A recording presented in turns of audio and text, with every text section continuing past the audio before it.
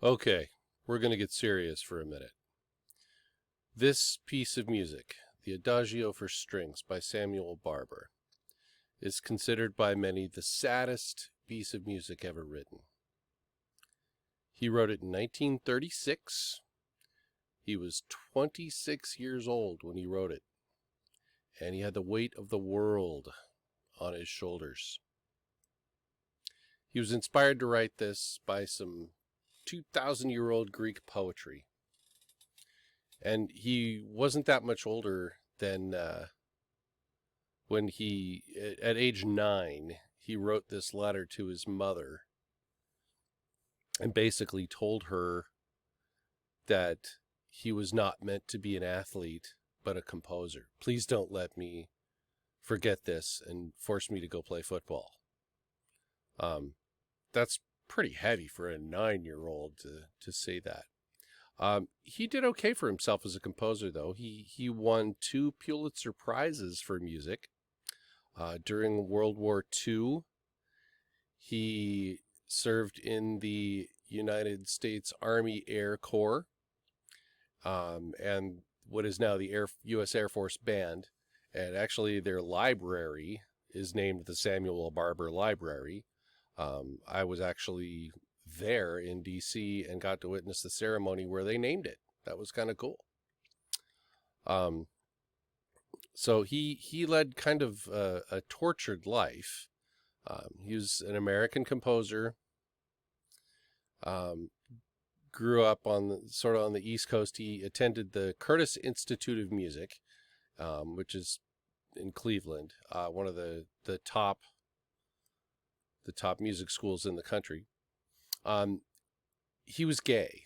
His lifelong companion was another composer named Giancarlo Menotti, who wrote this piece called Amal and the Night Visitors. If you've ever seen that, it's like a Christmas play. But at the time, it was, you couldn't do that. It wasn't allowed. So they had to live in secret. And that weighed pretty heavily on a young 26-year-old Samuel Barber. Originally, this piece was the second movement of a string quartet, and it was rewritten for the full string orchestra. The world premiere was done by the composer the conductor Arturo Toscanini. He's the one that conducted on Fantasia, the first one in 1940. But this piece is pretty fantastic. It's been used in lots of movies. The movie Platoon, it's about Vietnam. They often use it when they're trying to evoke strong emotions.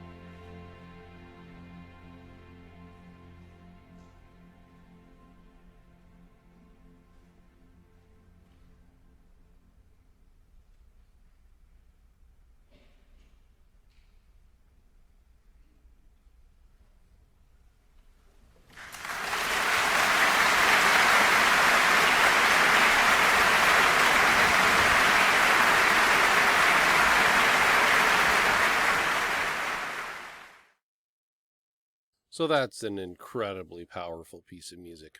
I've seen it performed a number of times without a conductor. That recording you just heard was Leonard Slotkin with the St. Louis Symphony Orchestra. I remember Spokane Symphony did it once in memoriam when one of their former music directors passed away with no conductor. That's also very powerful. All right, next week we will look at a masterwork of 20th century choral music, the Magnificat by Arvo Pärt. We'll see you then. Bye-bye.